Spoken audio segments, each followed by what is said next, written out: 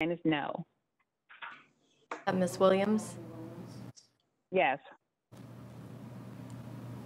9 yeses, 5 noes.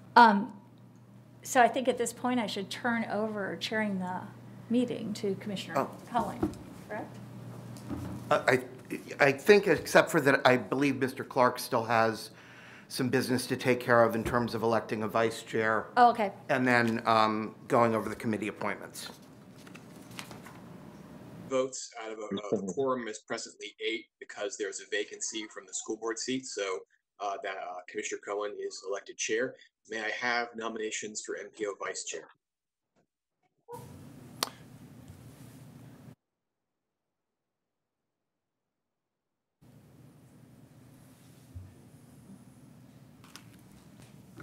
I nominate Commissioner Pat Kemp for vice chair.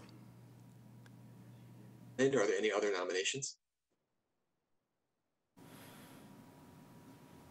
Any other nominations? Seeing no other nominations, Commissioner Kemp is elected vice chair. That moves us to MPO Policy Committee. This is presently a 5-member board with 2 alternates. Last year's appointments that are still part of this board are Commissioner Kemp, Councilman Maniscalco, Commissioner Smith, Director Wagoner, and there are 2 alternates, Director Anderson and Commissioner Overman. There is a mandatory vacancy based on the departure of school board member Cindy Stewart. However, the membership of this board can change. So if any, I guess at this point, asked Commissioner Cohen how he'd like to handle this. We need at least 1 more full-time appointment to replace school board member Stewart. I guess we could inquire if any of the members wish to stay or wish to come off of the MPO Policy Committee. But that's our next step, is we have to fill at least 1 seat. Mr. Clark, can you hear me? Yes. You, sir, yes. I think we need to go back for just a minute. There were 2 nominations for vice chair. I believe it was Mr. Dingfelder and Ms. Kemp. So I think we need to resolve that before we move on to the next piece of this. My apologies. Yeah, I asked twice. I'm not sure why I didn't hear anything else on my end. So we have, my apologies, 2 nominations, Commissioner Kemp and Councilman Dingfelder. I believe, at least from what I heard, Commissioner Kemp was nominated first. Is that correct? I think Mr. Dingfelder was nominated first. Okay, I apologize. So in that instance, then I'd ask for another roll call vote to begin with Councilman Dingfelder as vice chair. I'd ask for a roll call vote on that nomination first. Thank you. Kemp? On no. Lott? No. Citro? My bad. Yes. Klug? No. Cohen? No. Ross? No. Wagner? Yes. Myers? No. Evans? Williams? Yes. Excuse me, no.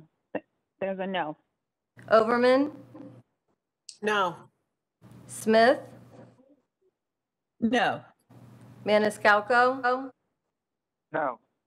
Dingfelder? Well, I might as well join in and say no. Congratulations, Pat Kemp. Dowdy?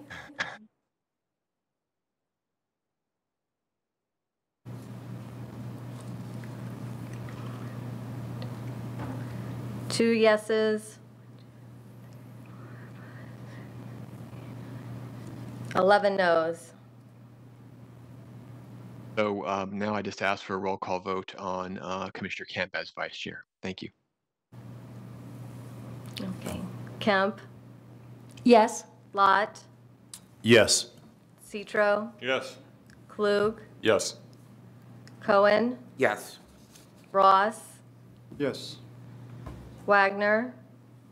Yes. Myers? Yes. Evans? Williams? Overman? Yes. Smith? Yes. Maniscalco? Yes. Dingfelder? Yes. Dowdy,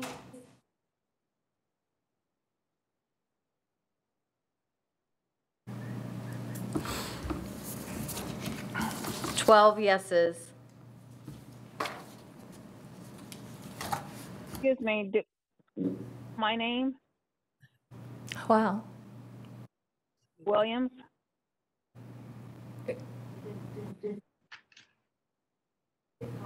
Oh, it was called. It's sometimes hard to hear between the two mediums. Okay. Okay, so you did call my name as a yes, right? Thank you. 13 yeses. Yes.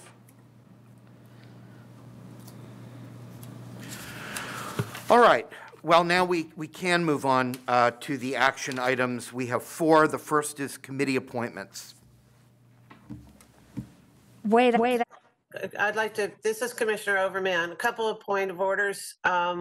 We are unable to hear Commissioner Myers when she votes, and we have 4 hands raised at the moment. Commissioner Kemp, Commissioner Smith, Commissioner Myers, as well as, well, Beth, you just disappeared. Thank you.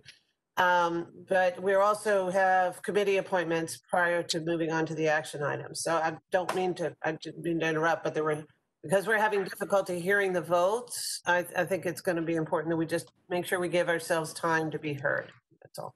And it's virtual life is always fun. So I'll stop there. For that, Commissioner Overman, because it is a little bit confusing. I didn't see the hands up. I'm going to just scroll through. Commissioner Myers, your hand is raised. I don't know if that was on purpose or not.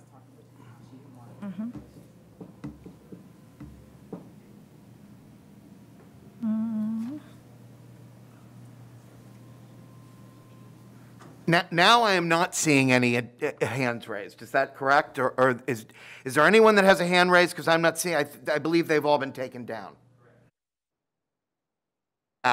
And actually, committee appointments is the first item under action items. So I think we can move on to that. Mr. Chair, I think that there might be a bit of confusion. The committee appointments under action items are actually distinct from the committee appointments that remain as part of the election of officers agenda item. Clarifying that. So why don't we move on to that? So your first committee is the MPO Policy Committee. I'll go very briefly because I know I've already stated this. Commissioner Kemp, Councilman Maniscalco, Commissioner Smith, Director Wagner are full members. We have 1 vacancy, but from the departure of School Board Member Stewart. The 2 alternates are Director Anderson and Commissioner Overman. So this would be the point if any members of Policy Committee wish to leave Policy Committee. This would be the time. However, regardless, you will need at least 1 more full-time appointment to MPO Policy Committee. Well, I'd be happy to be the additional member. Okay, so that being said, you'll have the same committee as last year, except that Commissioner Cohen will take the place of School Board Member Cindy Stewart. Next, you have the TMA Leadership Group. You have, at present, you have Commissioner Overman, Commissioner Kemp. You have an alternate in Director Anderson and Director Lopano. I believe, and Beth, correct me if I'm wrong, do you have 1 vacancy, or did someone replace Councilman Vieira previously? We have a vacancy. 1 appointment to the TMA Leadership Group. Dingfelder, since I replaced Vieira on the MPO, I'd be honored to serve on that committee, but that's up. I don't know if that's up to you or up to the board, but I think it would be very helpful to have one of the city council members be part of that group. With board consent, Councilman Dingfelder is appointed to TMA Leadership Group. Next, you have the chair of the Transfers and Disadvantaged Coordinating Board, which is presently Commissioner Smith. So it's a determination if Commissioner Smith would like to remain in that role. I like being on that committee. If there is I like it very much. If there's somebody else who wanted to be on it from this board, I could conceivably talk the HART chair into appointing me from that board. But otherwise, I will stay on, be happy to stay on from here.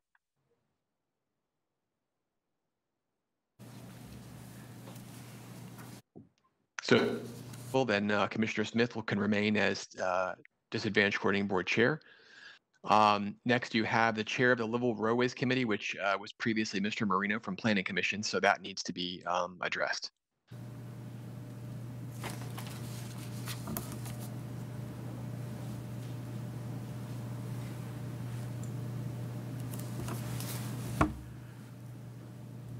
So we're seeking a volunteer. This is a committee that was formed a number of years ago by one of the Tampa City Council members who was a member of the MPO board. It was chaired by Councilperson Linda Salcena for many years.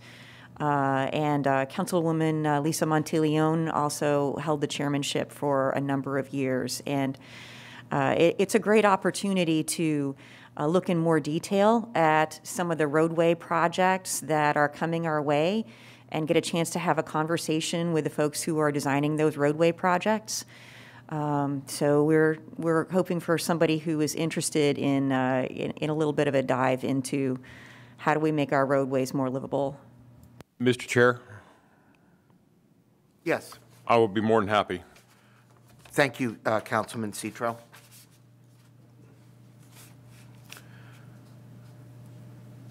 Committee Chair.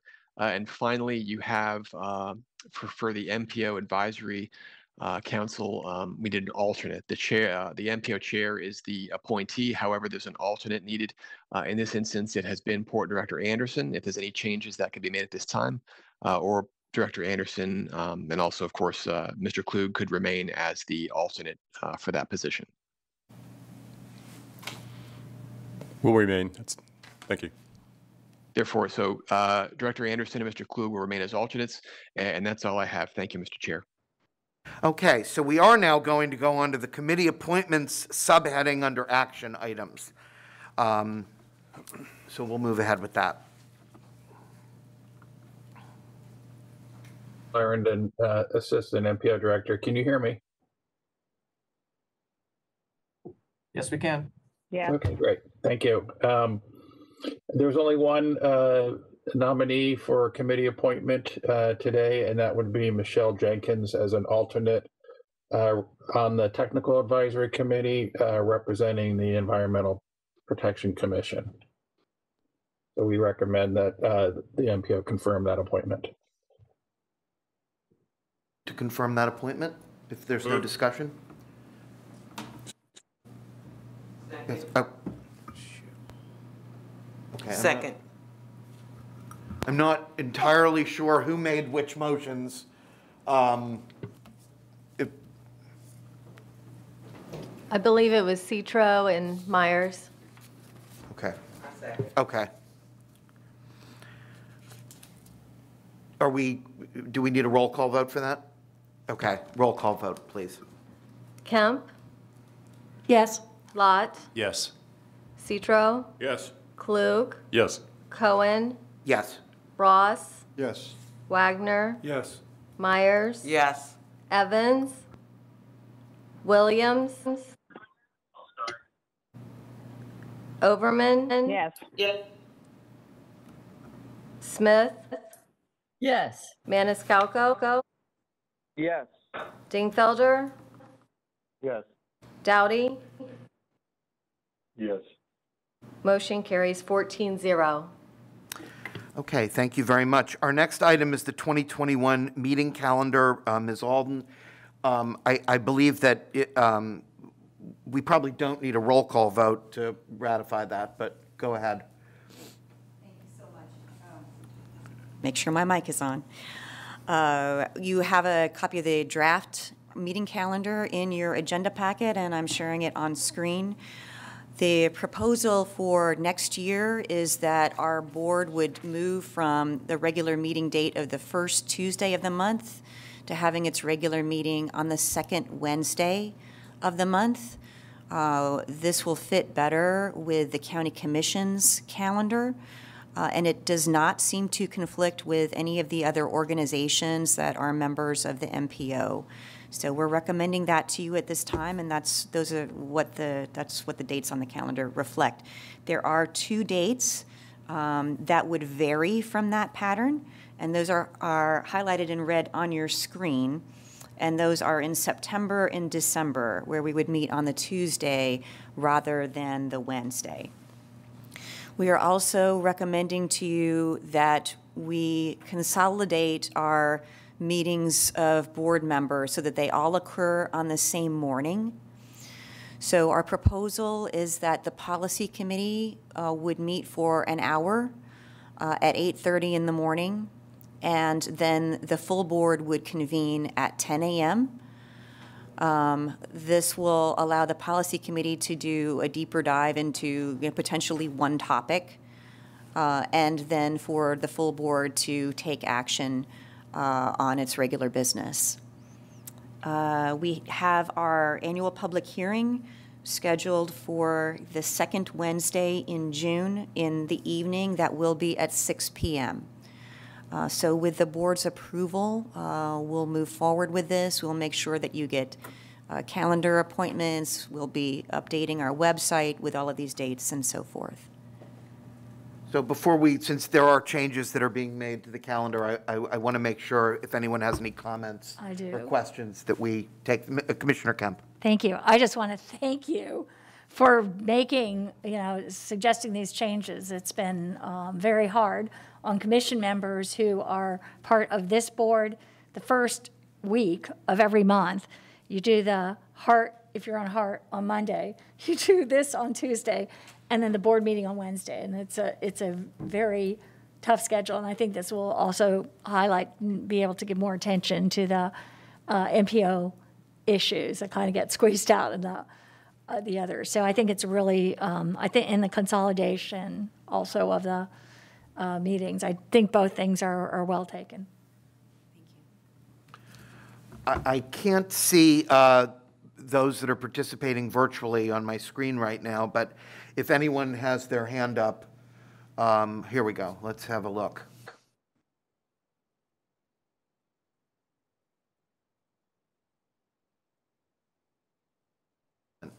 So I think if there's no, Ms.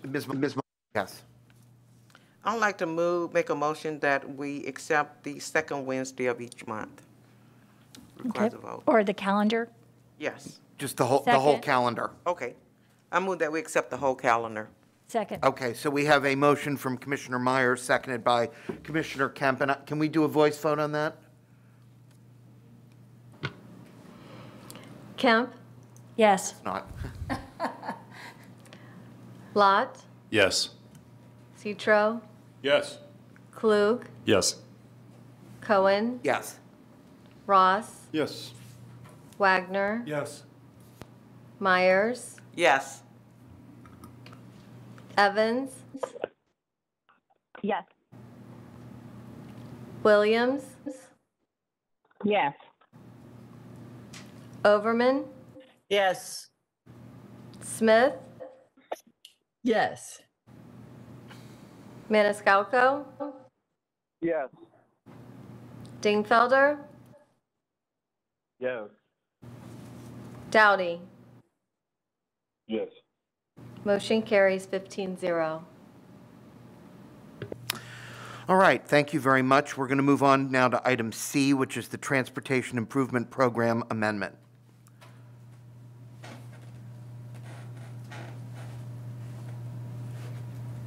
Good morning, MPO board. Can you hear me? Yes, we can. Yes, we can. Yes. Good morning, all. This is Vishaka Shiva Raman for the records. And can I start my presentation? We can see your presentation. I'm just trying to adjust the view so that I can see it. Beth, 1 second. Sorry, I'm trying to. Okay. Can I, Beth, can you please advance to the next slide? I'm unable to see the presentation for some reason. Mr. Brewer, can you assist her, please? No, I can see it, but I cannot see it as the main window. So. We can see your presentation. Okay, good morning all. So today I'm going to be presenting 3 amendments for you. The first one is an amendment for the HART discretionary funds. The second one is for interstate wrong-way detection vehicle systems. And the third one is for a corridor lighting across different locations at Hillsborough County. Can we move on to the next slide, please? The first amendment, as you can see here, is for the HART FTA discretionary bus and bus facilities program. This amendment was received to us with a request from HART for allocating these funds. FTA had awarded this as part of their FTA funds bus and bus facilities program. This amendment will add around $5.5 million as capital funds to FY 2021. So since of this amount, the FTA portion is about 2.7 million, which is half of it, and the local portion is another 2.7 million. The local match will be shared by HART and TICO, and this project will allow HART to improve access, improve the mobility and safety, and also sustainability within the county. Next slide, please. This is just a small slide showing you the comparative report. As you can see here, you can see that the total funds are the FTA and the local funds, and you can see the total amount as FY21 in the FY21 capital funds. Next slide, please. The second amendment you can see here is for the I-275, I-75, and I-4 at various locations for the wrong-way detection system. This project was requested from FDOT, and this will add about 10 wrong-way detection systems at the various locations listed here. 2 at I-4 at Columbus and US 41. At I-75 and Fowler, there are actually 4 detection systems installed at the entrance and the exit ramps at the 4 at I-4 and at I-75 and Fowler. And at I-75, the 4 locations are Bird Street, Bush Boulevard, Scott, and Ashley Drive. This is part of the FDOT's countermeasures implementation plan for wrong-way detection system, and the systems are installed at the entrance and the exit ramps, and they send an alert to the nearest TMC when a wrong-way driver enters the ramp. This amendment will add about 1.2 million as construction funds to FY21. Can we move to the next slide, please? This is the map showing the various locations. As you can see here, the 10 locations are listed here across different parts, across the interstate systems. Next slide, please. This is again a similar comparative report showing that the funds are, this is the funds and it's for FY 2021 and for a total amount of 1.9 million. Next slide, please. This is the third amendment. And this is for, it's a new project. It is for corridor lighting across various locations at Hillsborough County. And again, this was requested by FDOT as a part of the safety measure. FDOT identified 5 corridors across the county where the lighting will be retrofit on the existing poles. This will replace the old type of lights with new, brighter LED lights. And the locations are listed here. Hillsborough Avenue from Dale Mabry to 275, at US 301 from Baum Road to Bloomingdale, at SR 674 from US 41 to 30th Street, SR 60 Brandon Boulevard, again from Falcon Road to Rolling Hills Boulevard, and US 301. This amendment will add about 1.83 million as construction funds to FY21. Next slide, please. This is also another slide which will help you to understand the comparative report where it's showing that it's a new project. You can see the green, it says it's an added project, and the fund. There was a fatality and the roads were blocked for significant time, the entire I-275 South. Thank you, Commissioner, for the question. I am not aware of that, if that location has currently installed, and I see Mr. David Gwen from FDOT. He is here to answer my questions. Thank you. Well, yeah, real quick. So the crash that we had this weekend actually occurred. A motorist went the wrong way on the southbound exit ramp at Dale Mabry. So they went northbound on the ramp where people come southbound to get off. It is not currently instrumented with the wrong way detections, but what we've done is we've tried to prioritize by locations that have had documented crashes or ones that appear to have a higher risk for documented. What we've done is we've gone ahead and advanced the Dale Mabry interchange, and we'll start on that this spring. It wasn't originally in our package, but we're going to go ahead and find the money to do that interchange as well. But we're programmatically trying to get through to where all our interchanges will have that. We don't know that it will necessarily prevent a crash. Unfortunately, the young lady who entered the interstate crashed almost immediately upon getting to the main line.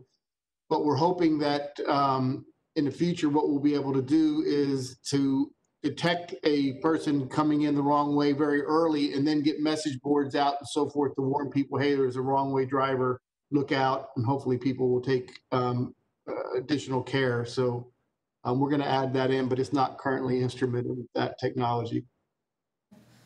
Thank you, Secretary Gwen. I just wanted to say that these priorities, I'm very pleased to see them. They're obviously, we've been shown just recently the utmost importance of these wrong way detection systems. But as well, thank you, Secretary Gwen. I think you've been very responsive in listening in terms of the lighting and our Vision Zero. Too many of our streets are actually arterials, and very busy places are not well lit enough. So I think that that also is a really notable priority. And I know that you have been looking at these safety and Vision Zero related improvements. And so that's really wonderful. And finally, I'd just like to say the electric buses, woohoo. I mean, I've been talking about electric buses now for 4 years, and I'm so thrilled. And I want to thank Congresswoman Castor, who took a real lead in seeing that we finally, the systems across Florida, by the way, we were like the only system without some electric buses. And I think they're going to about 75 electric buses in Broward. There's ones across the nation that are going fully electric in New York and Los Angeles. So this is our first foray with 4 electric buses. And it's a wonderful thing for us. We will have quiet buses without fumes, and we'll be protecting the environment, and we will see how this all goes. So with all that, I'll move approval. Well, we have a few more hands that are raised. Sorry. Mr. Ross? Yeah. Well, thank you. I have a question again regarding the wrong way detection devices, and it's kind of partially been answered, but I'd like a little more clarification. So could you explain in detail what, once a wrong way vehicle is detected, what exactly happens? You mentioned that it goes to the message boards. Is that the extent? What happens if a wrong way vehicle is detected? What does that trigger? So, well, a few things happen when the detection device just notes, hey, a car is going the wrong direction on the ramp. It's instead of going away from the detection, is coming towards it. Immediately, you'll get a lot of flashing lights on the ramp. Even somebody, unfortunately, most of these crashes involved impaired drivers, not all, but a lot of them, that hopefully even an impaired driver would notice something's wrong. There's all these red lights flashing everywhere. I need to not continue going forward. So that would be the first step. It immediately then sets an alarm off at our traffic management center, which is monitored 24 hours a day. And we have both our staff from the Traffic Management Center and the FHP staff. And at that point, that will trigger both the FHP to start taking actions of what do we need to do to respond to this. And it would also set messages on our dynamic message boards throughout the interstate system that would warn people a wrong way driver has been detected, be cautious. And so people can keep an eye out. If I see somebody out on the road coming the wrong direction, I know to be on the lookout for that and move to the side of the road or find a way to avoid the crash. So more or less, that's what the sequence of events would be. Thank you. Commissioner Overman? Thank you, Chair. I appreciate that. And thank you, Secretary Gwen, for that information. That's very helpful. understand how those systems work. So I had the question about the lights at the on the ramps to see if that was part of the process, but obviously it is. And I also want to thank you very much for focusing on the street lights or the corridor lighting. Many of our communities, especially as our communities have grown over time, are become corridors that do not have adequate sidewalks or areas to walk along. That lighting becomes absolutely crucial. So thank you very much for putting there. I'd like having it as a priority. It meets so many of our various different committee and board initiatives. So I'm glad to see that's there, and keep finding folks. Keep finding funds for it, please, because I want to very much support any one of these three issues. So I'll offer a second to the motion. But the more money you can throw into lighting to help people get safely on whatever corridors we can afford to build is critically important to part of the plan design for future roads as they are developed. Thank you. I'll stop there. I don't see any additional hands, but that doesn't mean there aren't any. So, Commissioner Myers. Thank you. One quick question, and good morning, Secretary Gwynn. I'm just curious, for the runway drivers, is there possible that we can have something installed so that it would either flatten a tire or something so they do not make it up the ramp as a possibility?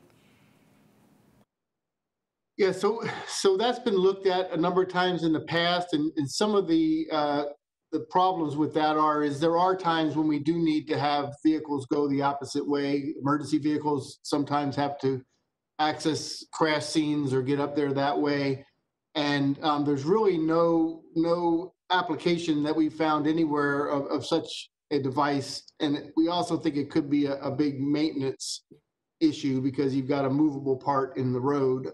They work in a slow speed and a lower, volume, like you're trying to prevent theft at the rental car facility or something.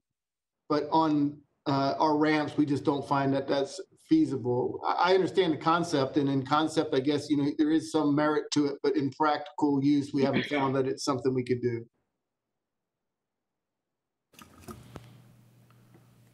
All right. Well, that is, I believe, the last hand that's raised. Some excellent points made, and anecdotally, if you listen to the news, you hear all the time about people driving the wrong way on exit ramps. So it's clearly important that we do this. Can we have a motion? I believe. Thank you. Commissioner Kemp has made the motion. Commissioner Overman seconded it. So we'll have a roll call vote. Kemp? Yes. Lott? Yes. Citro? Yes. Klug? Yes. Cohen? Yes. Ross? Yes. Wagner? Yes. Myers? Yes. Evans?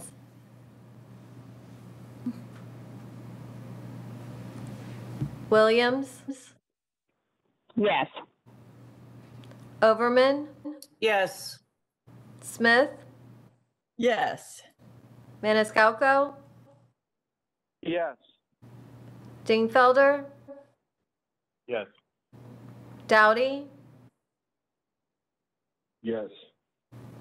Motion carries 14-0. Okay, and our final action item is the Plant City Transit Plan.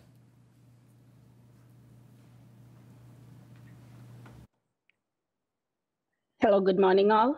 Thank you, commissioners, for giving me this opportunity. This is again Vishaka Shiva Raman for the records, and I'm going to be presenting the Plant City study for you. Beth, can we please advance to the next slide? So this is, I'm just going to give you a quick study overview about the study. As you can know that the study is conducted by Plant City. Plant City requested the study, and we are conducting the study in partnership with HART. So I'm just going to get, and we started the study in January of this year. To now we are at the end of the study where we are almost ready with the transit alternate analysis and the report, and I'm going to be going over some of the highlights for you. Can we move to the next slide, please?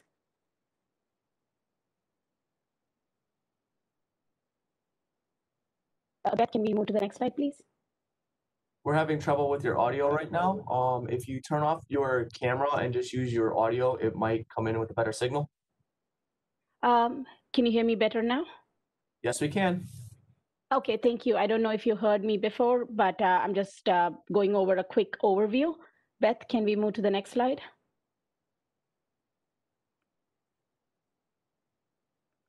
As you can see in the map here, this is the study background. The location is mainly Plant City and some parts of Hillsborough County. Plant City is one of the fastest growing areas within the county, and MPO has predicted that in the 2025, it'll grow over to almost double the population. So what the study did is we identify some of the major corridors which will be suitable for future transit, and there will be demand in the future. Next slide, please. I would just like to quickly bring you in the study purpose. The study would explore the options for transit in Plant City. We are looking at two types of transit services. One would be a transit circulator, which will operate within the downtown. One would be an express route, which will connect to Plant City and Tampa. And those will be and potentially Lakeland in the future. We will also evaluate the alternatives, like I mentioned before, based on the cost and the performance measures. And the study will identify areas which will be suited for future growth. And at the end of the study, a set of alternatives will be proposed to you, and it'll be subject to the board and further by HART and Plant City for advancement. Next slide, please. This is the tentative project schedule. Like I mentioned earlier, we started the study back in January, and now we are in December, and I'm presenting to the boards. We had a couple of stakeholder meetings during the course of the study, and we also had a public virtual open house meeting. All of these meetings helped us to determine some of the alternatives that I'm going to be presenting to you today. Next slide, please. As part of the background analysis, we also explored the previous transit service that existed in the past. Currently, Plant City does not have any service, but there used to be two different services at different points of the year. So next slide, please.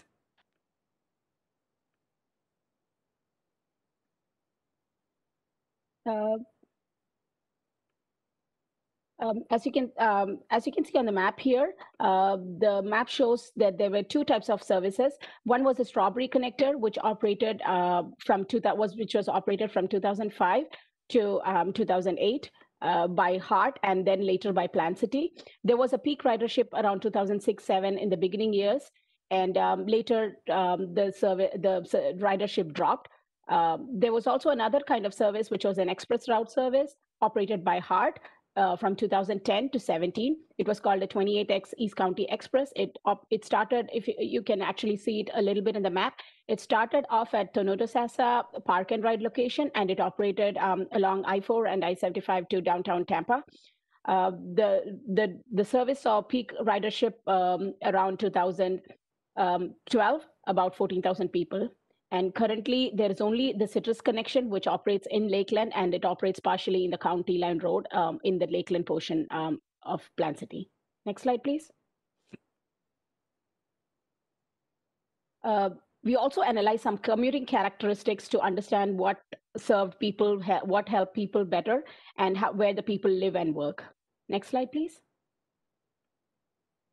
The commuting characteristic for zero-car households was one of the main characteristics that we looked at. It was seen that around 85% of the people drove alone to work, and the mean commute time was roughly about 24 minutes.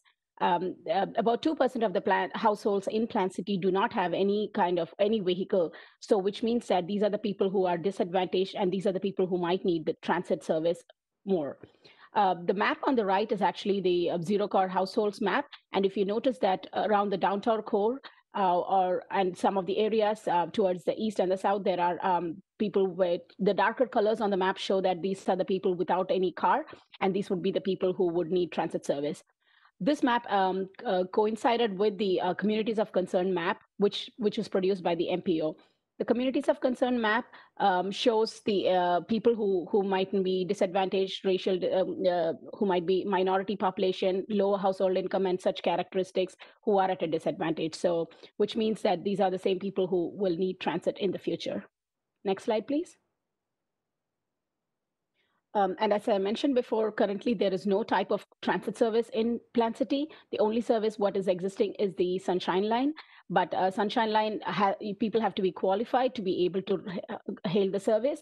And we also analyzed that origins and destinations, and which we understood that people mainly needed the service to access medical services, grocery stores, daycare facilities, and other community and other places within the community, but they have to be qualified. Next slide, please. So this is one of the major efforts what we did as part of alternatives analysis, and I'm going to be going over that. Next slide, please.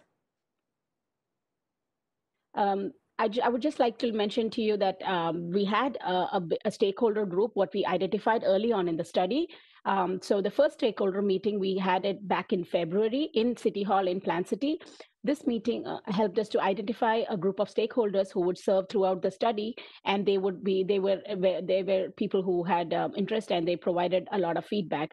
For the second stakeholder meeting, unfortunately, we had to go into a virtual format, and we did it as a go-to meeting. It was well attended in May 2020. Following the meeting, some of the alternatives, initial set of alternatives were presented at the stakeholder meeting. And based on that and following the meeting, we also distributed a survey which reached over 120 people. We distributed the surveys through our social media, and also Plant City and HART did help to distribute it through some of their patrons. And we had over 120 responses, and it was well received and helped us to identify, narrow down some of the alternatives. A third meeting was conducted in August, September, which was again a virtual format, but this was more like an open house. And there is a small screenshot showing that it was set up as a virtual website where public could go and look at each of the alternatives. They could get more information, and they could provide their feedback. We also distributed some flyers at various locations like grocery stores, laundromats, and some of the areas where there were more disadvantaged people. Our staff personally went and distributed the flyers. We also distributed it through the library system, and it helped people to get into the website and provide their survey.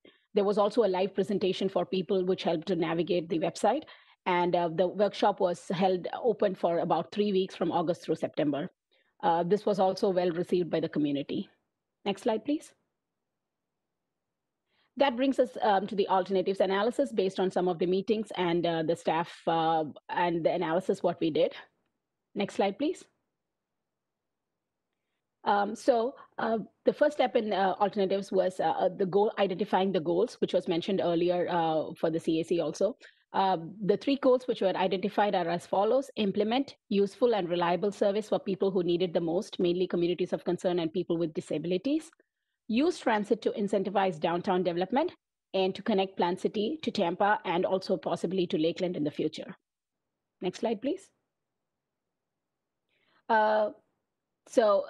This is something we developed based on some of the feedback and the questions we received at this, particularly at the CAC meeting.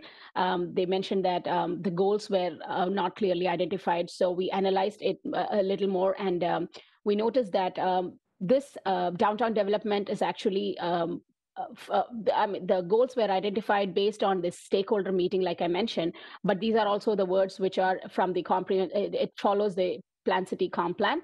Currently, Midtown, there is a Midtown redevelopment project, which is focusing on creating a pedestrian-friendly mixed-use community, and City has invested more than $4 million in that project.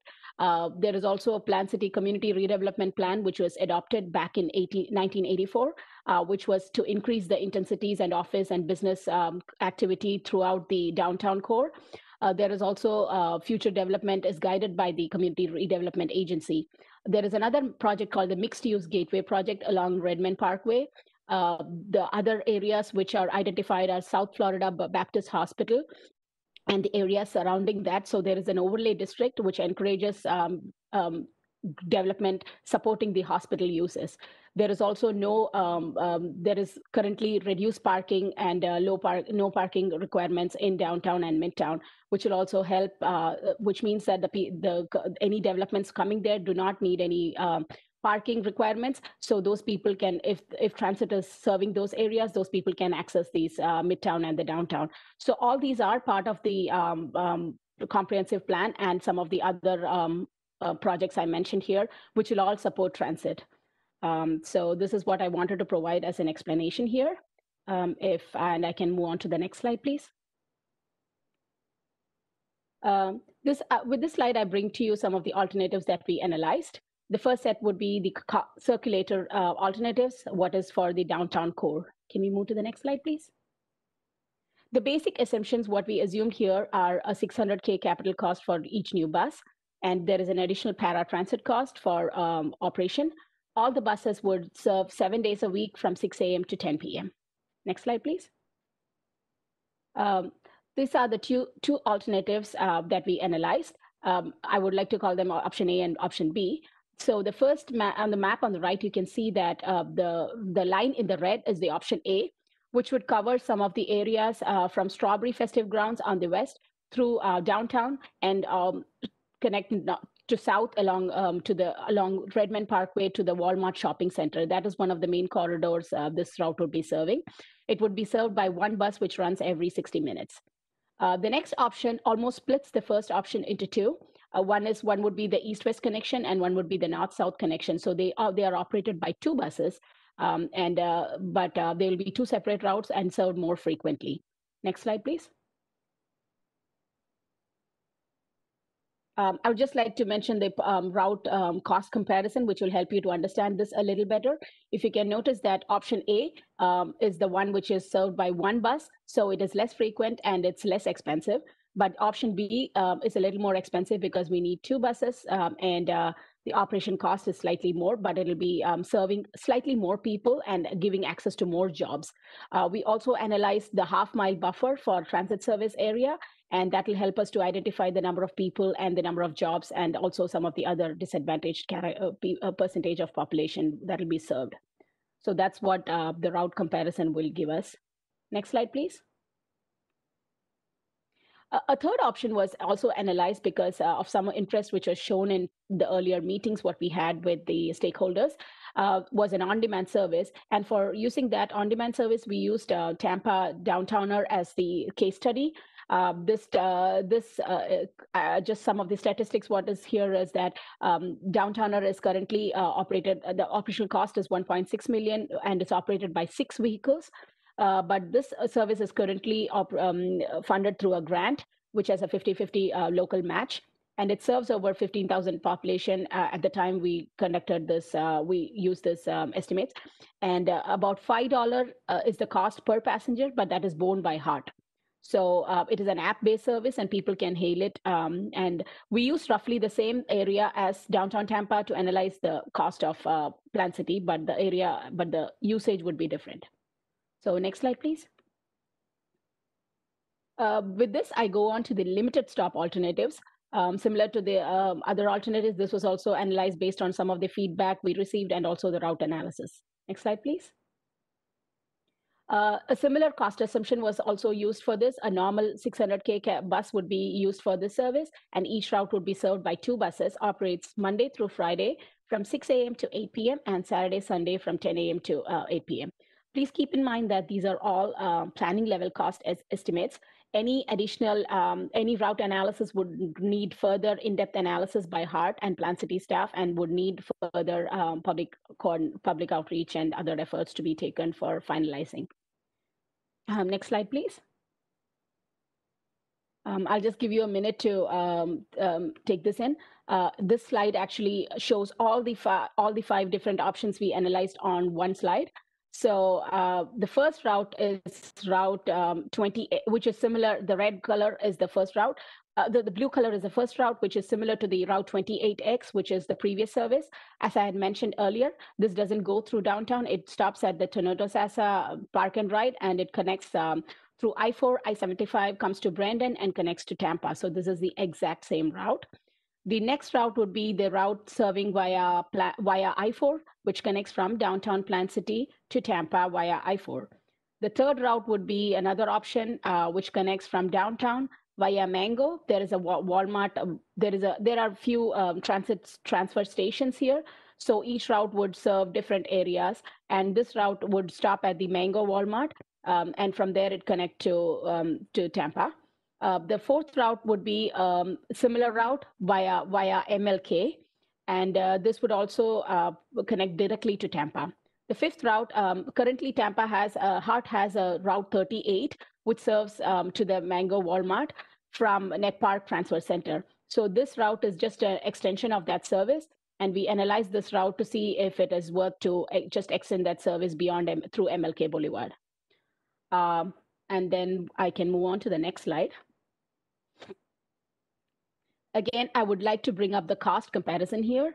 I'm just trying to go over each of them in detail for ease of analysis.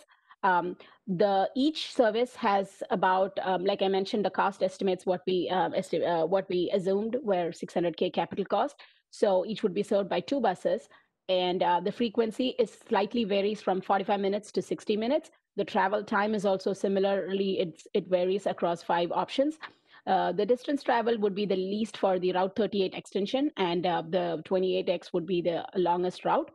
As I mentioned earlier, some of the routes do help to serve some transfer stations, and it will help to serve some of the other locations in Tampa. People can connect from there. And each route, we also analyze the number of people that would be served, the jobs that could be served, and also the other characteristics like the people who are disadvantaged, who are living in poverty, or minority and citizens, and senior citizens who could be served within the half-mile buffer.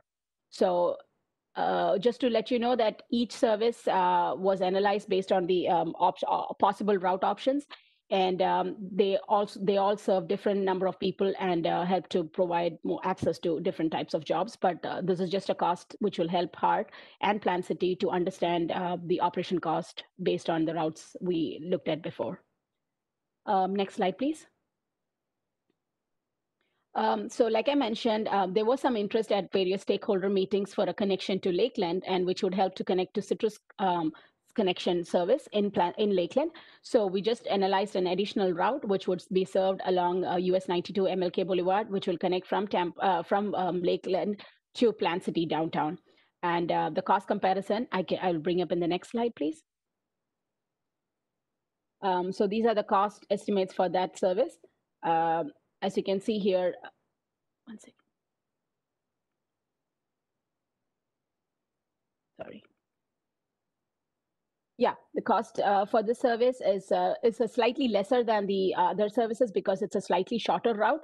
But these are the number of people and the jobs that can be accessed if this connection is provided. And next slide, please. So some of the lessons we learned from, like I mentioned, we were big on outreach. We had 2 sets of surveys which were distributed at different points of time, which helped us to identify some of these alternatives I just explained to you. And the lessons learned were that most of the people, residents and people living in Plant City supported transit service, and they felt that it was an opportunity for jobs, tourism, and economic growth. But the challenge would be to provide reliable service and clear the public perception about transit.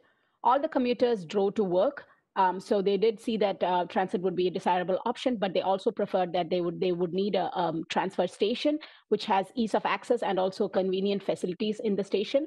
They would also require shorter waiting times and more frequency to be served by the buses. The current development pattern, what we understand, could support transit, and I did mention some of that before, but we need more density and intensity in the future. And that will be favored if Plant City could it's mainly to Plant City and HART to carry that discussion forward. Some of the frequent trips within Plant City were the shopping along the Redmond Plaza, the medical appointments, areas around the hospital, and places of work. For the express route service, people decide the first preferred location was downtown Tampa, followed by International Airport, USF, Brandon, etc. And I also mentioned that Lakeland was an area which people desire to have a transit. So this was some of the feedback we received from the survey, which helped us to narrow the alternatives. With that, I will move on. with my recommended action. If you could approve the study and transmit it to the HART and Plan City for approval, that'll be something I would like to request to you here. I can take any questions at this time. Mayor Lott? Yes. First of all, I want to thank this board for approving this study. This study was paid for by the MPO, and I really do appreciate you taking this initiative. Just to take a few minutes and kind of go back through the history of this, is that the original bus service we had that you heard that HART did for, I think it was 3 years back in 2004, 2005 time frame, that was a grant that we received, a federal grant, and it was for $1 million. And so it was to use to try to start an initiative to get a bus service going, and then hopefully at that particular point in time, we'd have enough success, we could have a referendum to where we could, if the need was there and it was shown, that we could have the HART ad valorem tax added. As you know, in 2 referendums, it's been turned down by the voters in Plan City, okay? The funding for this one here comes from the Transportation for All plan, okay? And 45% of that sales tax goes to HART. And so we've had many meetings with the HART executive staff and Commissioner Kemp. They've been all fantastic, by the way. And so we looked at how could we take those dollars and to use that as the seed capital to get service going in our area. And then hopefully as we build that, we could go back and have another referendum to have even more services through a HART ad valorem tax, okay? And so I think we have a really great opportunity here. If you look at the needs that our citizens want most, Ms. Shiva, I also want to thank you for presenting at our commission meeting, which last Monday night we had a commission meeting, we had the same report, and we approved it with a vote of 5-0, by the way, so that we could at least have the opportunity to move forward, you know, and getting a little more detail on which actual routes would work best. But we had a previous service, and Ms. Shiva, could you put that back up, the routes that showed the previous routes and so forth? Okay, and HART put together a valiant effort trying to get some, but because ad valorem tax, they couldn't actually bring the service into the city. Okay, and so the express route actually started outside the boundaries of the city, and luckily we had a local church that worked with HART, Mount Zion Church. It's at Thenodisassa Road, and so. The individuals in the city that would be a larger user would drive out of the city to a church lot and trying to get rider use. And I actually rode on the bus myself to try to see what was the route and talk to the people on the bus and so forth. And it wasn't the service and so forth, but it would zigzag around and go down through Brandon and 60, then back to downtown.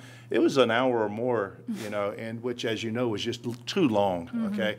No one expects to be on a bus for over an hour to get from Plant City to downtown Tampa. And so in speaking with citizens and so forth, the big desire was if you looked at what we were recommending was to get an express service from downtown Plant City to downtown Tampa, okay? We have a large population. Even though we have more people coming to Plant City to work than leave, we still have a large population that comes to the downtown Tampa and West Shore area. If we had an express service on I-4, all of a sudden now they're getting to downtown as quick as if they drove themselves. Hopefully we're taking people out of their cars, putting them on the bus, okay? And then once they get to downtown, they can then take different alternative routes if they weren't working downtown. The one thing that this study really uncovered that really struck the attention of our commission and our citizens that were participating in the meeting Monday night was the on-demand service. If you look at Plant City, we're now a little over 42,000 people in our city limits. But if you look at the metro area, it's 125,000 people. So we're hoping that somehow or another, and even though they might not be in the city limits, those 125,000 people say they're from Plant City, okay? At least the majority of them do. We're hoping to have some more dialogue and to discuss that on-demand service a little bit more, because it's an idea we didn't even think of. And that's something that came out of this report and this study, which we thought was very intriguing, because we're hoping that if we did an on-demand service, it would be in the city of Plant City, but also in that metropolitan area to where we can service all those individuals in East Hillsborough County, not just those in the city limits. And the idea of the Lakeland connector is that if you look at the traffic from Lakeland to Tampa, we have a large population that's either coming from Lakeland to Plant City, but also coming from Lakeland to downtown and West Shore. And with that connection at the Amazon site, you're able to get from downtown Lakeland to Amazon to downtown Plant City to downtown Tampa. That's never existed before, and it sure has taken 2 counties and 3 cities and connecting the dots. So if you looked at our priorities, it was an express route from downtown Plant City, which we have the space we could work with HART. We already actually looked at some sites already that were possibilities for that I-4 connection. In either a bus route inside Plant City or an on-demand, and then the third was the Lakeland connection, so that we connect all 3 cities. So anyhow, I understand that the CAC wanted additional time, but they didn't get the answers they needed. I don't have a problem having additional time because I want to make sure we're all on board on this together, okay? And I want to make sure everyone's feels good about the idea, but this isn't actually selecting any routes today. It's just that this was the data that came from the report, and it's basically, to me, was just accepting the report so that we can start talking about getting down into the details so we can figure out what routes and what funding we have available from the Transportation for All sales tax so we can kind of figure out the best uses so we get the best connection that can actually lead to a greater bus service in the future. So I just want to kind of give that little bit of an update there. But there is a big, deep need and a big desire. Thank you. Okay, we have a number of people with their hands up, Commissioner Overman, Commissioner Smith, and Commissioner Kemp. I'm going to go to Commissioner Overman first. Thank you, Chair. Thank you, Chair. I appreciate that. I want to echo Mayor Lott's comments. I'm glad to see that we're seeing the demographics of need considered in these particular alternatives.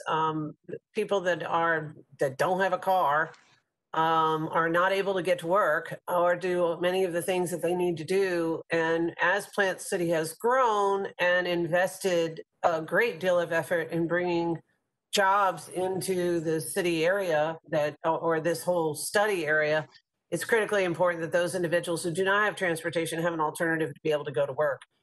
In addition to that, the alternative plan that runs down MLK and hits the various different job centers, including Tampa, but maybe Amazon, and then the possibility of having something that runs over to Lakeland, creates economic opportunity and stability to a community that desperately needs it. So I'm very interested in seeing us move forward on developing a strong transit plan.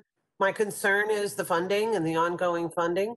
If we are unsuccessful at the Supreme Court decision on the surtax, we still have time to bring something back in 22.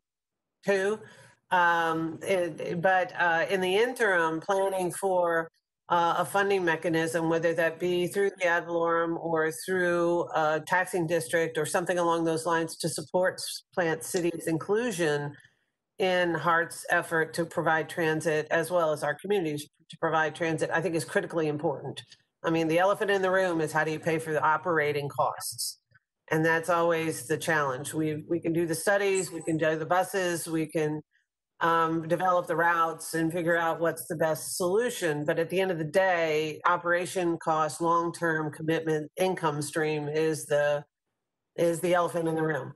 So how we move forward on this is critical. Obviously, we don't have the answer today, but I think it is very important to develop a transit solution for the people that live within the Plant City region and how it connects to our job centers. And I just want to thank Mayor Lott on his efforts to bring jobs in those areas, and it's clearly working. And not having to build more parking lots in downtown Plant City would be desirable and possible if we had an effective circulator system or, relatively more frequent routes that are based on the surveys, a desire of the people that live in that community. They're looking for ways in the high percentage responses to get to those different job centers and looking for the frequency as being their best choice. So I'm pleased to support this project moving forward. And I'll stop there. So I'll make a motion to approve it if that's where we go. And I'll stop there. And then Kemp and Mr. Wagner have their hands up as well. Commissioner Smith. Thank you. You know, I would love to be able to make stronger connections between our 3 cities and other job centers that are growing in our county. I would love to be able to serve Plant City. Of course, as everybody knows, the cost is the issue. And one point of clarification about the on-demand services like the Downtowner in the city of Tampa that is not paid for currently by any actual HART funds in HART's budget. HART is a pass-through of other funding sources for that Downtowner, just to clarify that HART is not paying for that out of the HART budget right now. And I would like to just, did I miss this? Was this part of the study? The question I have was, do we know how much funds we would get by having Plant City back on the HART tax rolls, if they were contributing like the rest of the county to HART's taxes? Do we know how much that would bring in? For this question, so those would be some of the funding mechanisms, what could fund the study. However, we'll not go into that in-depth analysis for that. I would like to defer that question to Mayor Lott, or if he could answer that. These routes here were intended to be funded by the sales tax off, the 45% of the sales tax off of the transportation for all sales tax. Okay, that's where this concept, these were the conversations we had with HART about it. And then the hope of that is to get the HART program up and running and moving forward in our city. And then as we see success and so forth with it, then be able to take it back and have a referendum for the citizens make a decision whether they'd like to have additional services that be paid for through a HART ad valorem tax in our city. Okay, does that answer your question, Commissioner Smith? Yes. Thank you very much. Thank you. Kemp? Thank you. I thought it was a really interesting study. Thank you to Ms. Shiva Raman for presenting that. I was very interested in seeing the history of service in Plant City, which I never quite got straight. I did not realize that there had been 2 referendums there. I didn't even know for sure if the ad valorem, for people that don't know, they're the only community that opts out. Did they pay it in the past ever? No. Okay, I didn't know. Were those referendums, just curious, overwhelming in terms of the... Off the top of my head, I can't tell you that. I just know that both referendums failed. Well, and so then that's what created the federal grant to for the funding that created the Strawberry Express or Strawberry Connection. That was run by HART for a few years, and then when it ran out, then the city of Plant City took over the funding of it, and we just didn't have the skill set or the funding to be able to really dive deep enough into the community to make it work, and so we as a city. Canceled that service, I think, in 2007, 6 or 7. Because it's very... and so we've been without bus service since. Mm-hmm. Okay. That was just very interesting. I had once asked what the ad valorem, I don't know how good an estimate this is or anything, but I had once asked what the ad valorem would bring in from Plant City about 3 years ago, and I was told that it would bring in about $500,000, which would support one of these circulators, but maybe not even. Once you do a circulator, then you also, as a transit agency, have to pay for the paratransit service as well. You know, and so that would be added cost. Like to me, it was like any ad valorem tax that that Plant City would contribute if it was in that range for sure. They would, by just having a single circulator, would benefit greater than the tax itself, and as well the connector. I'm just saying that in terms of, I think people don't realize the cost of this transit.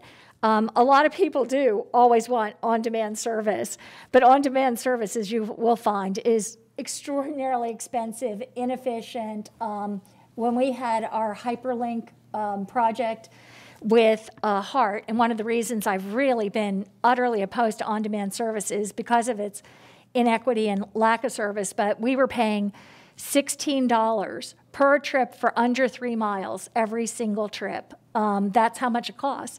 And I mean, you could maybe negotiate something less, but I think people have to realize that the way to most serve the most people in the best, most efficient way is by your bus service, and 70% of it is in the cost of operations for your drivers. And so that is the way that you provide the most service. Some of these numbers I thought were really interesting. I'd like to talk to you more about it.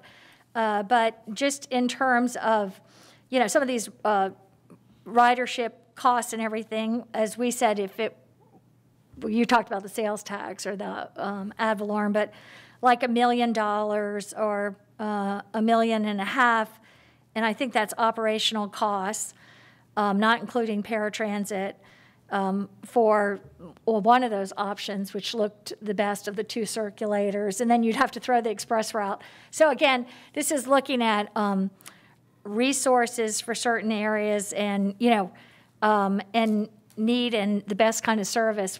And I saw 2% are without cars. That's actually really low, but that's probably because they have to have cars to survive there. But as we know, you can save a household $10,000 per household if they could do one less car. Or so anyway, I think this is all really interesting and good information. I'm not sure how it translates. I would like to caution anyone from, I've been a real stickler about not having HARTs put out their precious dollars for things like on-demand. And that's been true across the country, by the way. I'm not just basing it on our experiences here. But I certainly, it'd be great to provide as many people with options as possible and to do it in the most efficient and best way. And so this was a good effort looking at this, and also of the history, I think, was a really important look at Plant City. Mr. Chairman, I can't answer Commissioner Kemp's question there. The amount of revenues we would receive approximately from the sales tax, if it does go through, would be about $2 million a year for the HART piece. So, okay. I was referring to the ad valorem piece. I saw the ad valorem piece, but if you took the HART piece, from sales tax and took the ad valorem piece, you could fund, at least 2 of those options that were mentioned there. Mm-hmm. So it's a lot of promise there. Thank you. Mm-hmm. All right, Mr. Wagner. Just a question of clarification for the on-demand service. Was that assumed to be a HART equipment owned, purchased, and driver-operated system, or did you look into potentially contracting with a transportation network service company like Uber or Lyft to provide that service? Because another nice way to look at these kinds of costs is we talk about the operation and maintenance with the annual subsidy, $5, and that's true for almost every form of transit. But the 10-year annualized capital cost would be good to know too, especially if you could outsource that through a contract where you're not buying, maintaining the equipment, or having to fund the driver's side directly. So question, when you look at that a little further, to see if that kind of concept is looked at for the on-demand service. Thank you. We have Councilman Citro and Mayor Ross both have their hands raised. Councilman Citro. Thank you very much, Mr. Chair. I will support anything that will take the vehicles off the roads coming into the city of Tampa. I have made the statement time and time again. We have over 200,000 people each and every day coming into the city and leaving this city for work. I respect the CAC.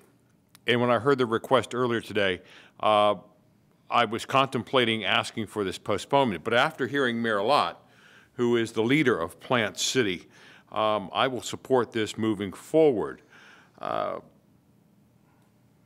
This will give the CAC enough time to put in their input, and I'm hoping that this route or any proposed routes will help everyone, from the commuters to the lowest income households, so that everybody can be most effective. It is a shame, though, that after almost 2 years, we're still waiting on the all for transportation tax dollars. Mayor Lott, I hope this is going to not only help you and Plant City, but is also going to help the city of Tampa. Thank you, Mr. Chair. Mayor Ross. Thank you, Commissioner. I think this is a vital part in establishing our regional transportation goals. This is Plant City and the east side of the county has been a missing part of that, and to connect to Lakeland, that it's a very rapidly growing part of the state. I think it's important that we link all this together. Mr. Chair, I'm prepared to move approval when you exhaust all the questions. Okay, well, Mayor Ross, I believe that we've exhausted the comments. I don't see any more hands raised. So And then for approval when I spoke. Thank you. yes, that's right. So we'll entertain that motion by Commissioner Overman, seconded by Mayor Ross, for approval. Kemp, Yes. Lott, Yes. Citro, Yes. Klug, Yes. Cohen, Yes.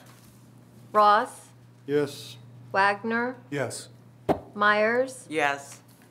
Evans, Yes. Williams, Yes. Overman, Yes. Smith, Yes. Maniscalco, Yes. Dingfelder, Yes. Doughty. Yes. Motion carries 15-0. Okay, thank you. That takes care of today's action items. We have 2 status reports, and then we have the executive director's report. I do want to remind everyone it is 10:30, so we do need to move toward concluding.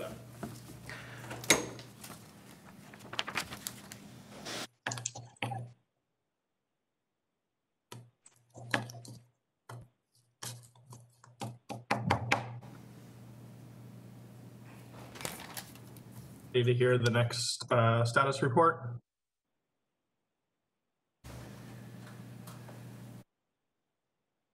Yes. I will get started.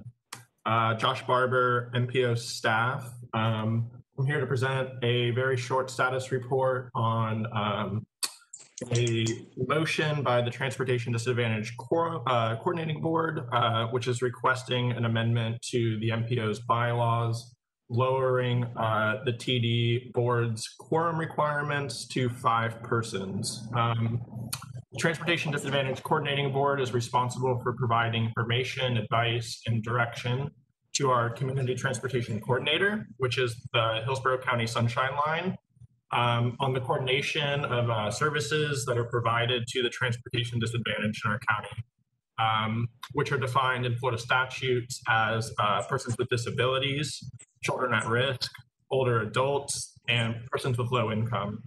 The board has representatives from agencies of public health, elder affairs, persons with disabilities, and other healthcare providers. And we also have designated seats for persons over 60 years old and persons with disabilities, as well as citizen advocates and people who use the transportation disadvantaged system as primary means of transportation.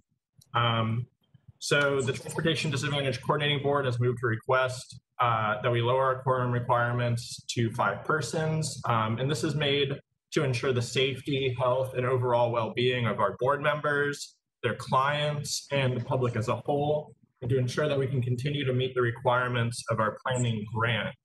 As you know, the governor's executive order suspending the requirement for a quorum to be present in person has expired.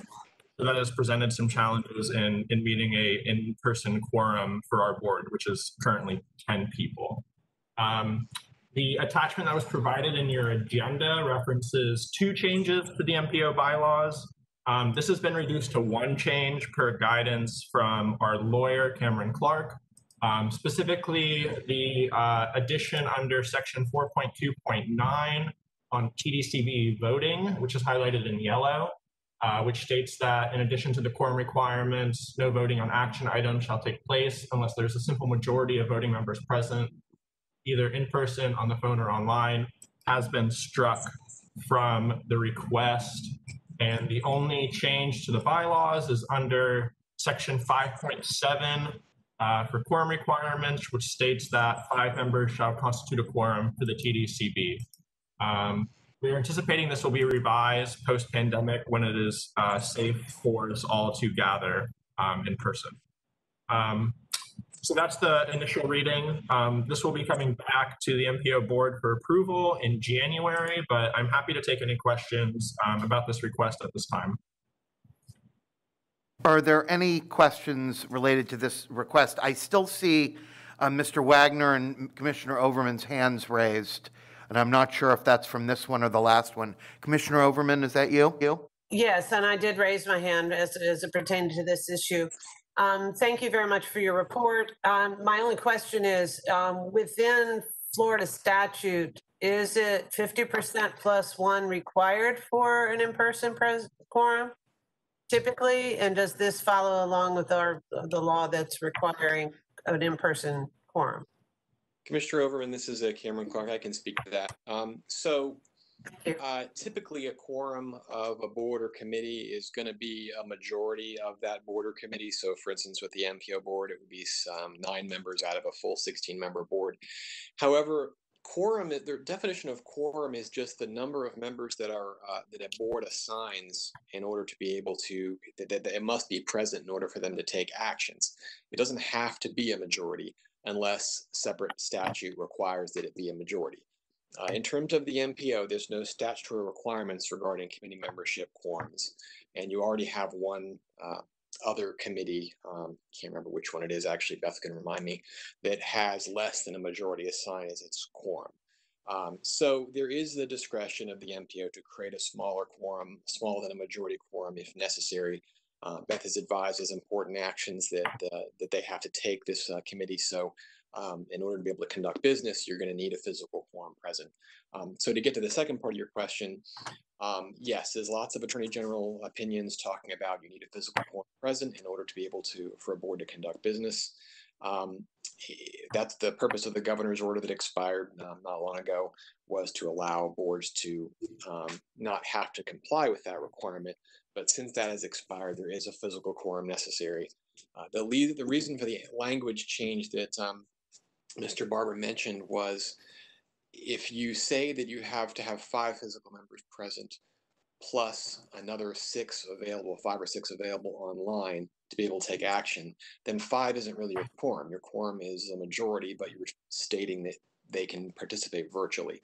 The concern with that is that it sort of skirts around the requirement that you have a physical quorum present. So I think the whole function of this change is to allow that board to meet and take actions with a smaller group of individuals present.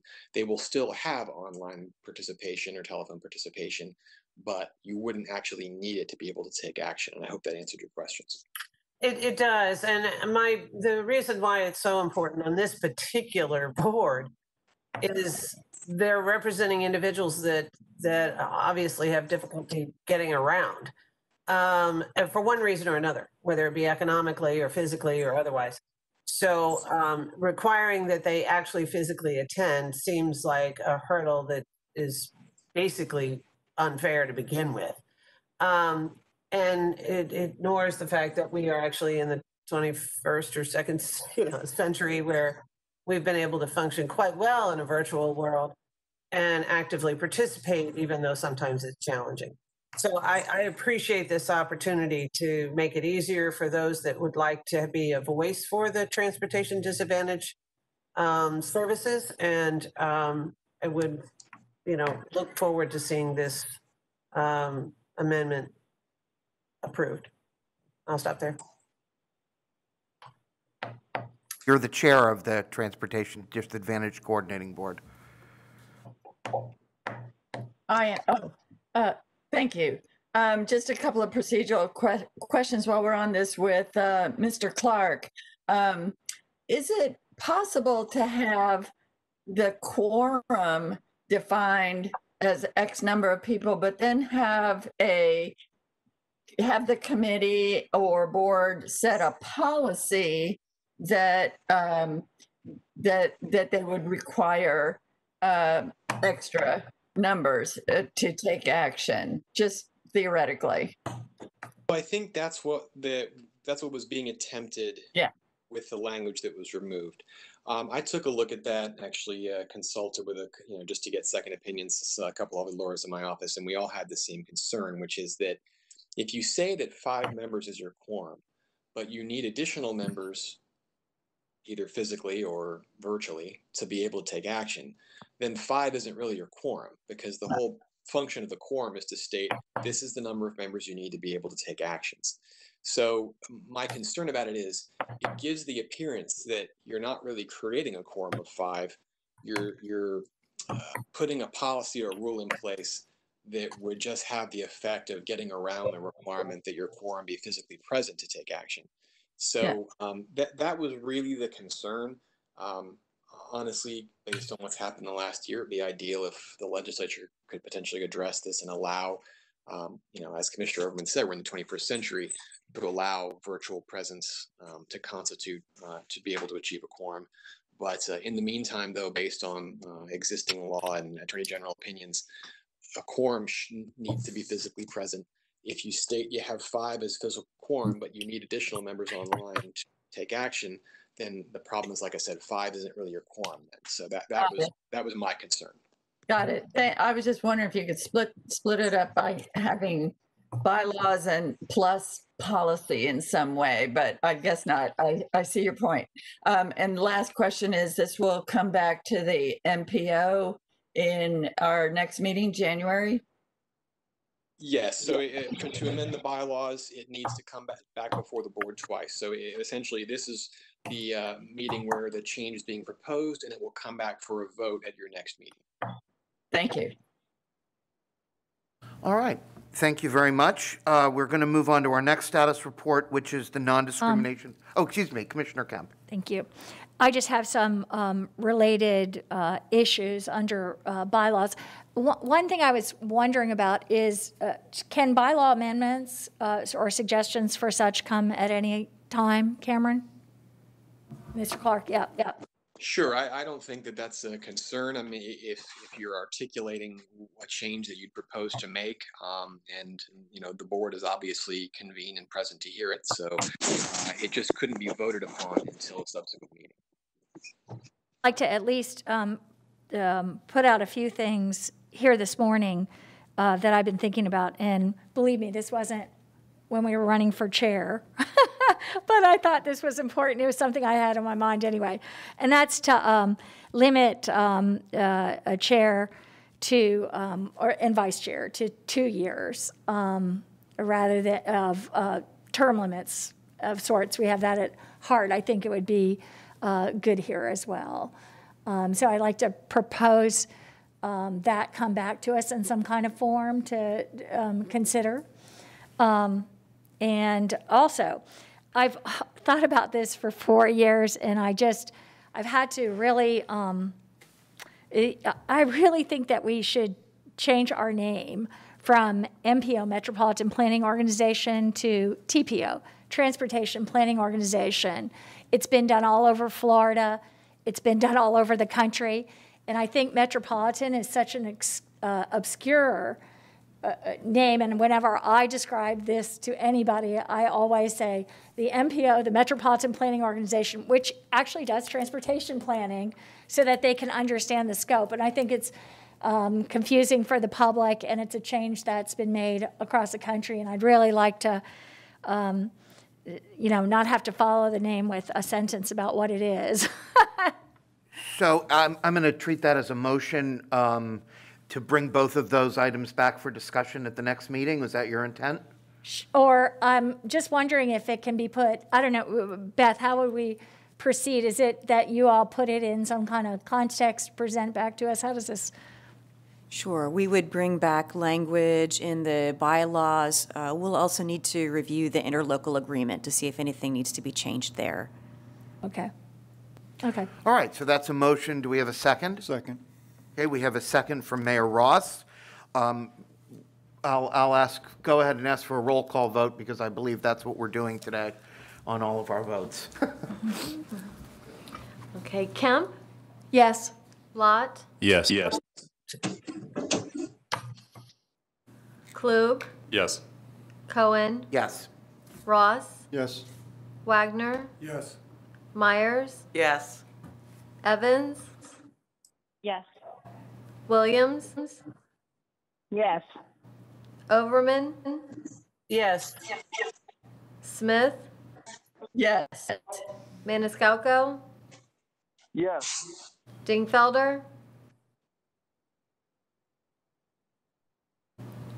Dowdy.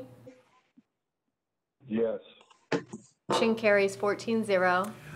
Commissioner Overman, your hand is raised. Did you want to speak again?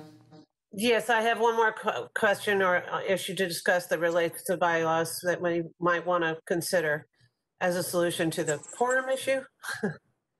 Currently the members are described as 16 official members of the soon to maybe be TPO. Each member, government, or authority can appoint an alternative member, and they may vote. And voting is, I believe, what determines the quorum number. The decisions that the current MPO actually does is provide planning for how tax dollars are utilized. And I was just curious if what the history and what the process has been, as our MPO members are primarily elected officials as well as transportation-related authorities. And as we've seen, FDOT asked to be a non-voting member.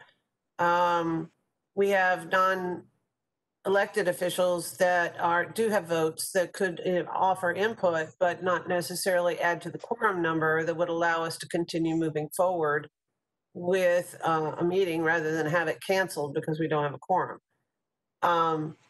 And also those individuals are not elected by citizens that make a decision. I mean, they answer to a board of directors, obviously, but they're not elected by citizens to vote on tax-related decisions as far as moving efforts forward in our region. And I was just curious what the options would be in considering the actual number of voting members and whether or not that would lower our quorum requirement to be able to make sure that we can move forward MPO initiatives and studies and funding recommendation. And I'll stop there. So Commissioner Overman, I'll speak to that. So the number that constitutes your quorum is going to be a majority of your full board. So FDOT does not count because as of the most recent statutory change, I think that took place, I can't remember what year, FDOT used to have a seat and a vote, I believe, prior to my being with the MPO. But they're just a non-voting advisor now pursuant to state statute. So, but any entity, any elected officials, obviously local government elected officials are part of the MPO. Also providers of public transportation. So that's how you get a lot of the other unelected officials being on the MPO board. And that's all pursuant to federal and state law. But there is flexibility in terms of what entities are on MPO boards, and it varies from MPO to MPO, even within the same state. So I'll tell you that pursuant to federal law, after each census, an MPO gets redesignated or reapportioned because MPOs are required by federal law based on the population of an area. At that, I mean, it could be done at any time in terms of reapportionment. It's just it can be a large process. It involves FDOT, it involves changing interlocal agreements. We did a fairly minor one a few years ago when the school board was added as a voting member, and we went from 15 members to 16. But that sort of thing is going to happen almost as a matter of law when the census redesignation takes place, but that's still probably a year or two out. So I guess the short answer to the question is your quorum is determined by the majority of your board, of your full board. So at present, that's 16. And if you're talking about changing membership to change the number of non-voting members to reduce that number, that would require a fairly large action, a reapportionment action or redesignation action of the MPO. I can't remember, Beth might remember how long it took us to do the change to add the school board, but that was a fairly simple change. To reduce the number of members, I think would be a longer issue. Thank you. I'm just curious. This quorum requirement is clearly causing some challenges, and I hate to see our business interrupted by the possibility of not having a physical quorum. So just exploring ideas. Thank you very much for your answers. I appreciate it. As long as, thank you, as long as you raise that, Commissioner Overman, I think it's well taken. And I think looking more closely at the board composition here, and perhaps this is something that we can, I don't know if we need a motion or whatever, again, to bring back some possible ideas with regards to this, Ms. Alden. I not only have quorum considerations, but also sunshine requirements that I think make the functioning of the board awkward. We have a mix here of electeds, but also of appointed staff people from agencies. And to me, it would be, that would be most serving the purpose of a coordinated look at transportation in the county by having that participation as part of the board, but as an ex officio, non-voting membership, rather than having staff members from organizations that are serving in a mix with elected representatives. I very much value the expertise that's brought to the board and the common and shared interest in how we plan moving forward. But I think it would be much better to have that involvement be on a planning advisory level rather than have staff members of different agencies to be voting members. I think maybe originally there was some thought of those being board members, but like we already have or have had, you know, board members of the Port Authority that were commissioners and board members of the Airport Authority that were commissioners, and certainly of HART and others. And so it would seem to me to really look at that, in particular in light of the census requirements and how it would be best forward, how we could best address moving the mission forward for this. So I don't know if you want to talk to that. Well, might I suggest, since we are kind of late in our meeting time, that perhaps we could refer this to the policy committee to look into this and bring back some options for this board to consider. That's excellent. Yeah, and I also think it might be appropriate for a workshop type setting as well, to sort of flesh out some ideas. Okay. All right. At this moment, then, we are going to move on to our non-discrimination plan update.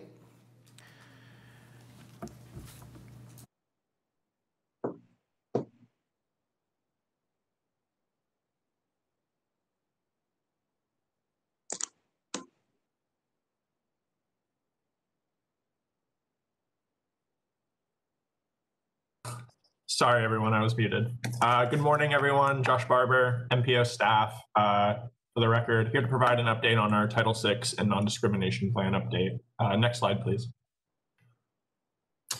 So I want to provide a little bit of a project background before we dive into the 2021 update. The MPO is required to regularly update our non-discrimination program by federal and state law, and every 3 years is considered best practice. Our last plan was adopted in 2018, and at that time we looked at areas such as identifying our underserved communities as defined within Title VI and environmental justice, where they're located, how we engage those communities in our work, evaluating the outcomes of our plans and our projects, how we integrated Title VI concerns into our program areas, as well as federal requirements for having a Title VI complaint process and procedures and a staff liaison.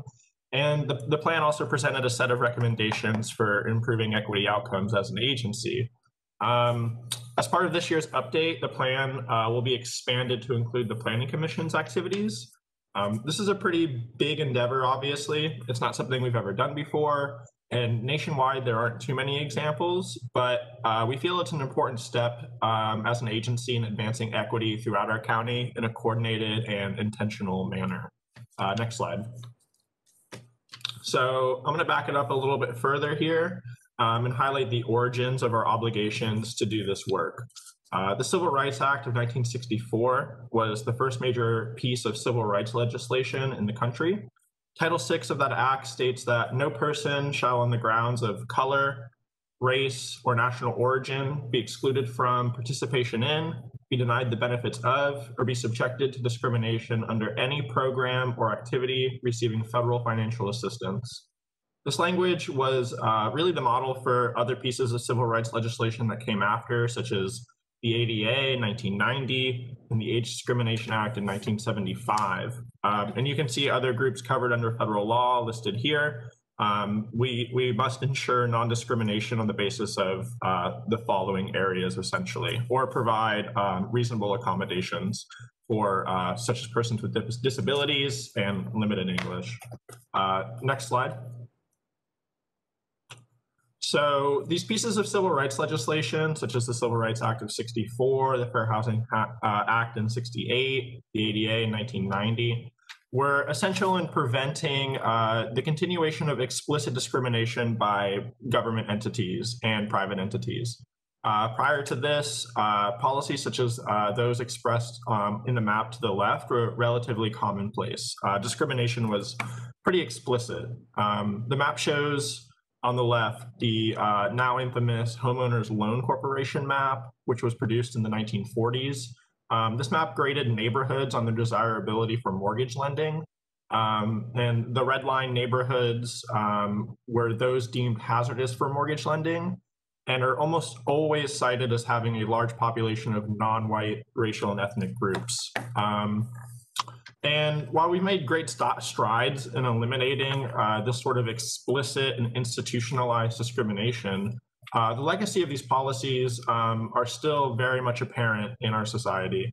The map to the right shows concentrations of persons of a racial minority, and to the right of that, a dot density map of low-income households. And you can clearly see parallels between existing concentrations of racial minority groups and low-income households, and how that relates back to formerly redlined neighborhoods. Next slide, please. And these legacies of discrimination continue to be apparent in many ways across Hillsborough County, whether in terms of home ownership rates between Black and whites, poverty rates, all the way to quality of life indicators such as air quality, transportation safety, and neighborhood safety. And this is only a snapshot of a few measures for a few groups. Similar disparities can be found along other lines of diversity. And these trends and the continuation of these trends really show that while non-discrimination is an important first step, we really have to take a proactive approach to advancing equitable outcomes as an agency in all of our work and reversing the legacy of historical discrimination as well. Next slide. So the MPO and Planning Commission staff have been pretty hard at work to this end of both expanding the plan to include the Planning Commission, but also seeking to advance equitable outcomes as part of our update. So some major goals we've identified are to continue to meet federal and state requirements for Title VI environmental justice, institutionalizing equity across our agencies, improving our data tracking and performance measurement, improving our community engagement and empowerment processes, and improving community representation throughout the agency and throughout our agency's boards. Next slide, please. And to help, help us meet these goals, our staff have developed a project scope to keep us on track, which I'll review briefly here. It includes defining equity, looking at the history of inequitable planning, identifying our communities of concern, reviewing our existing equity work. We have a public engagement component this year as part of this update, and then a series of recommendations. So next slide, please. So, and I apologize for going so fast. I know we're getting late in our meeting, so I'm trying to get through this, everyone. So one of the first tasks staff wanted to do was define equity for our agency, or at least what makes for an equitable process. The major components of equity we identified through literature on justice and in this topic broadly were identified by researcher Seth Lowe out of the University NYU. The first one is distribution, specifically the distribution of benefits and burdens of our planning projects and plans. And this is what we typically think of when we discuss equity. But we found that the concept goes much deeper than that and includes ideas of recognition of existing inequity and systems that uphold those, interaction, so the, the quality of interpersonal relationships, care and repair, that's the maintenance and upkeep of our public spaces, such as our roadways and our sidewalks and other planning areas, as well as procedure, that's how decisions are made, who makes them, and who is involved. And then even within, these individual components of equity, there's a lot of discussion to have even within something like distribution. So, should all persons receive equal amounts of the benefits and burdens of our transportation projects or other planning outcomes, or should some neighborhoods or groups receive more than others on the basis of existing inequity or inequality? Next slide. And that's something we're considering. Task 2 is looking at the history of inequity in our planning processes throughout the county, and includes looking at our early public housing codes, our zoning codes and comprehensive plans, looking at the history of urban renewal in the county and highway construction, how that may have led to segregated neighborhoods. And so this is essential for understanding the history and context of our county and how we got to where we are today, and how we can reverse the legacies of those decisions of the past. Next slide, please. Task 3 is looking at our community mapping process. For this year's update, the 2021 update, we've done some minor revisions to our methodology from the 2018 plan. And we've added one new methodology to help better understand the demographics of our county. These two maps are draft, but the one on the left shows concentrations of racial minorities in the county. And the new map on the right shows uses dot density, so where one dot is equal to 10 persons. And this one also shows the racial and ethnic breakdown across the county as well. And taken together, they provide a clear overview of our existing demographics, more so than they would alone. So next slide, please. One of the major tasks we're doing right now is evaluating our existing work, both of the Planning Commission and the MPO, looking at our major primary program areas and identifying how we've considered equity as a whole throughout that, whether that's in terms of how we've prioritized our transportation investments, what comprehensive plan, policies, goals, and objectives are included to advance more equitable outcomes, as well as other areas. this slide isn't in there, but task 5 is our public engagement process. We currently have a survey live on our website that will be used to help put together demographic-based focus groups, which will include one for racial minority and ethnic minorities, as well as persons with disabilities, and the LGBTQ folks across our county. So feel free to look at that. It's on our website. And then so just to kind of give an overview of our timeline, we'll be working on some of this early work through January of next year, about a month now, including our definition, our history work, the mapping process. We're hoping to start our demographic-based focus groups sometime in February and March of next year, with the survey already live now. And hopefully we will have this to the board for adoption come summer of 2021, somewhere around there in August. Right now we're getting help from Charles Brown of Rutgers University in Equitable Cities. He's an expert on transportation planning and equity. And as well as Danielle Jackson, who is the president of a local public relations firm, TEL, who is assisting in our public engagement process. But otherwise, this is being done primarily by our in-house staff. Next slide, please. And I think with that, I'm happy to take any questions and comments on this or any other guidance that you all may have as part of this plan update. Thank you very much.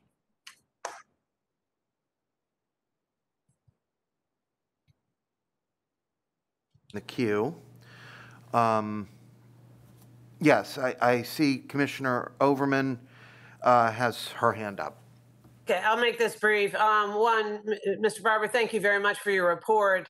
As shown in on the slide that talked about the economic condition of adults today, and well, I'm sorry, 2018, you can see that the impacts of the racial programs that had disparities associated with it in the 40s have generational impacts on our community. So this is critically important. I also want to thank you and look forward to Hillsborough County's equity profile that will be using a lot of your data and a lot of your resources right behind you, because I believe we hopefully will get that launched in January, that will utilize much of the work that you're already done, incorporating all the equity work that needs to be done as it pertains to different other lenses with healthcare and other areas that the county is involved in when it comes to equity policy. So thank you very much for your work and look forward to reading the entire report and seeing the work that's done. And look forward to possibly partnering with you if we're able to on the outreach so that we can utilize that input across the board. Thank you so much for your work. No, sir. All right, thank you very much. I don't see any other additional hands. Ms. Alden, if we could wrap up, I think that would be great. Thank you very much, and thank you for your patience with our technical issues this morning. Thank you, Mayor Lott, for staying as long as you could. Just a couple of things from our regional meetings, November 20th, both the MPO Chairs Coordinating Committee and its subgroup, the TMA Leadership Group serving the Tri-County area, met and reviewed the regional list of priorities. The priorities are consistent with this board's priorities adopted at our public hearing last June.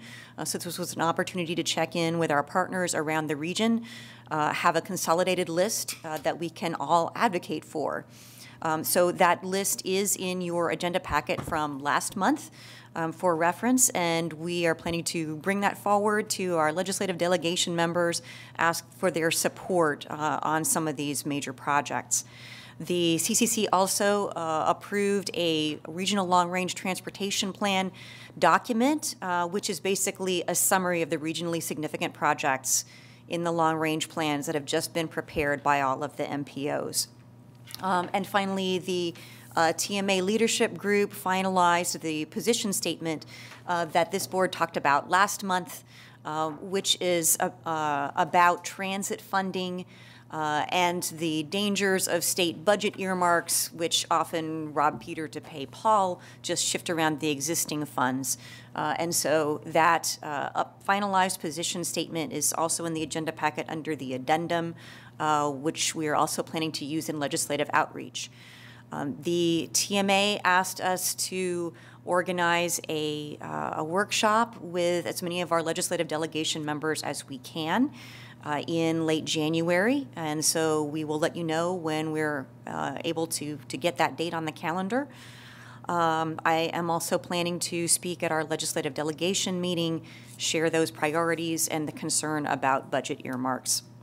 Finally, on legislative outreach, there is in your agenda packet a letter from Transportation for America. You probably recall we joined Transportation for America earlier in the year. That's a national organization. And so this is a letter about the National Transportation Reauthorization Bill.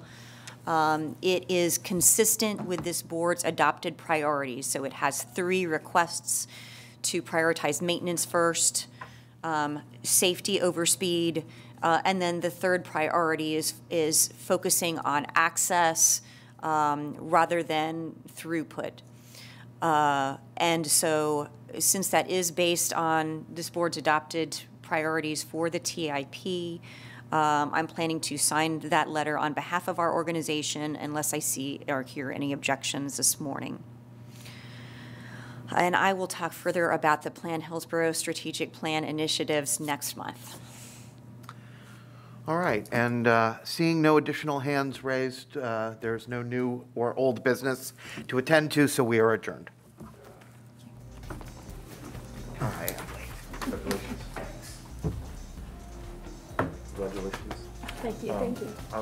When you feel comfortable coming to Plant City,